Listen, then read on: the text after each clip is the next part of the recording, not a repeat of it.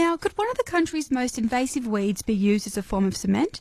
In a world-first study, researchers at the University of South Australia have found that the prickly paddy melon weed could turn into an unlikely money spinner, using its enzymes to create a biocement that could be used in construction or hardening soils.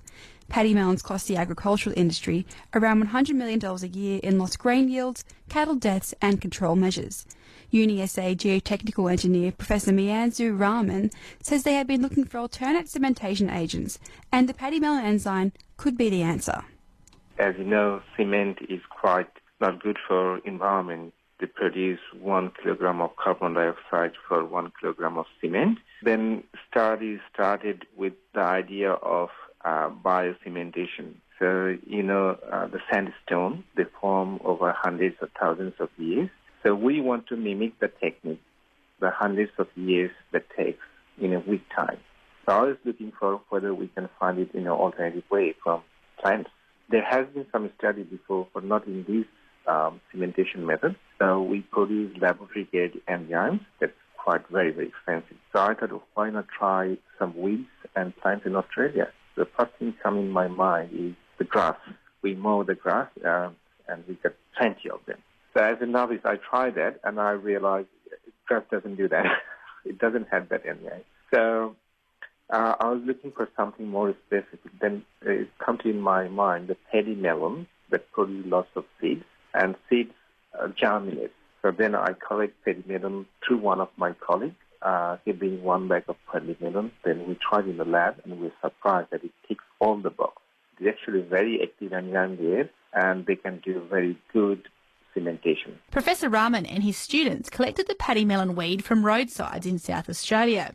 After crushing the seeds and extracting enzymes in a liquid form, they freeze-dried them to create a powdered, high-concentration cementation agent. The next time when you want to use it, you just mix that powder with a little bit of water, depending on what concentration you want, and the concentration of enzyme will dictate the reaction rate. So in the past, people could do the reaction in 1 week, the cementation in 1 week. We can do it now in 6 hours.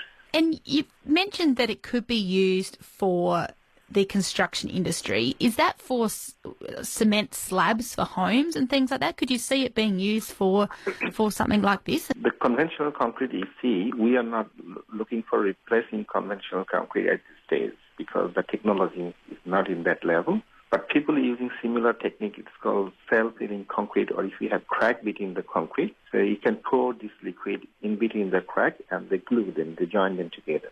So people are working on this in concrete. My predominantly interest in construction in soil stabilization. So if you have soil somehow is soft, not ready for bigger construction, we could spray this liquid or you could percolate this liquid like rainwater. They go deeper and they make like very stabilized hard soil so that you can construct different kind of buildings. It's not only useful for bigger building, it could be useful for road construction. It's somewhere like in many deposits where the soil is softer, you construct the road and over time it settles and cracks. You could stop that. And so can you use this to sort of hold soil together essentially?